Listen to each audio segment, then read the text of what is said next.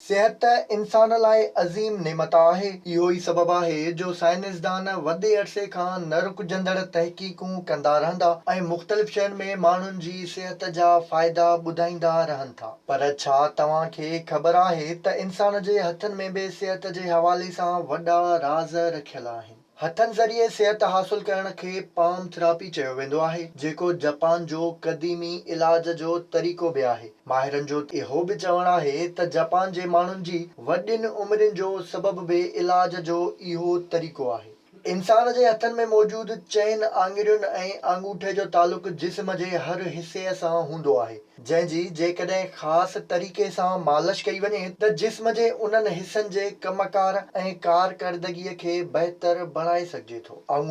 आङूठे जो तालुक़ु मादे ऐं तिरीअ सां हूंदो आहे, जेको हाज़मे जे मसइलनि जे हल ऐं मथे जे सूर लाइ मददगार हूंदो आहे। उन करे हिकु हथ जे अंगूठे सां ॿिए हथ जे अंगूठे जी मालिश कजे त न रुॻो मथे जे सूर मां जिंद छॾाए सघिजे थी, पर हाज़मे वारे निज़ाम खे बि बहितर बणाए सघिजे थो। पहिरीं आङुर, हथ जी पहिरीं या शहादत वारी आङुर जो तालुक़ु इंसान जे मसाने ऐं गुर्दनि सां हूंदो आहे। उन खां सवाइ चेल्हि जे सूर ऐं ॾंदनि जे सूर जे छोटकारे लाइ बि इहा आङुर वॾी मददगार साबित थींदी आहे। न रुॻो एतिरो, पर ठूठ या ॿांहि जे सूर जी सूरत में बि इन आङुर जी मालिश करे छोटकारो माणे सघिजे थो। विचीं आङुर सभ खां वॾी आङुर हूंदी आहे। उन जो तालुक़ु इंसान जे जिगर ऐं पिते सां हुजे थो। या खंघि, थकावट जे करे थींदड़ अखियुनि वारे सूर मां छोटकारो माणण लाइ अहम किरदारु अदा कंदी आहे। इन आङुर खे मालिश करे ॼाणायल मसइलनि मां जिंद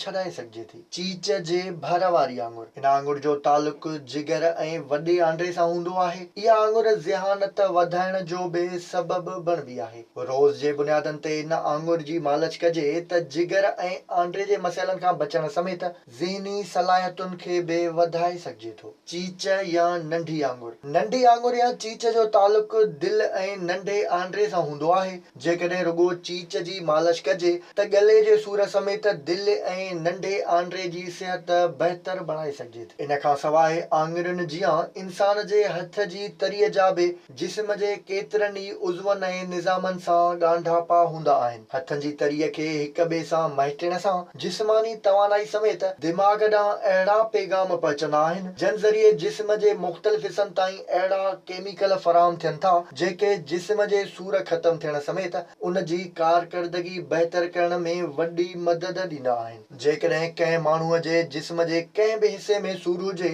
त उन सां लाॻापियल आङुर जी चोटीअ खे 10 खां 20 मिंटनि ताईं दॿाइण सां तकलीफ़ ख़तमु करे सघिजे थी, जंहिंखे पाम थेरेपी चयो वेंदो आहे। इलाज जो इहो तरीक़ो जापान में सदियुनि खां वठी क़ाइमु आहे, जंहिंसां माण्हू तकड़ी, सवली ऐं बिना ख़र्च वारी सिहत माणींदा आहिनि। पाम थेरेपी सां इंसान जे जिस्म में रत जा वहिकिरा बि बहितर थींदा आहिनि ऐं माण्हूअ जी सिहत बि बहितर थींदी आहे। सुबुह जो निंड मां उथण खां पोइ थोरी देरि ताईं पंहिंजे हथनि जी तरियुनि खे महिटण ऐं आङुरियुनि जी मालिश करण सां माण्हू पंहिंजो पाण खे वॾियुनि बीमारियुनि खां बचाए ऐं महफ़ूज़ करे सघे थो। विज़िट कयो अवामी आवाज़ मीडिया ग्रुप जी वेबसाइट awamiawaz.pk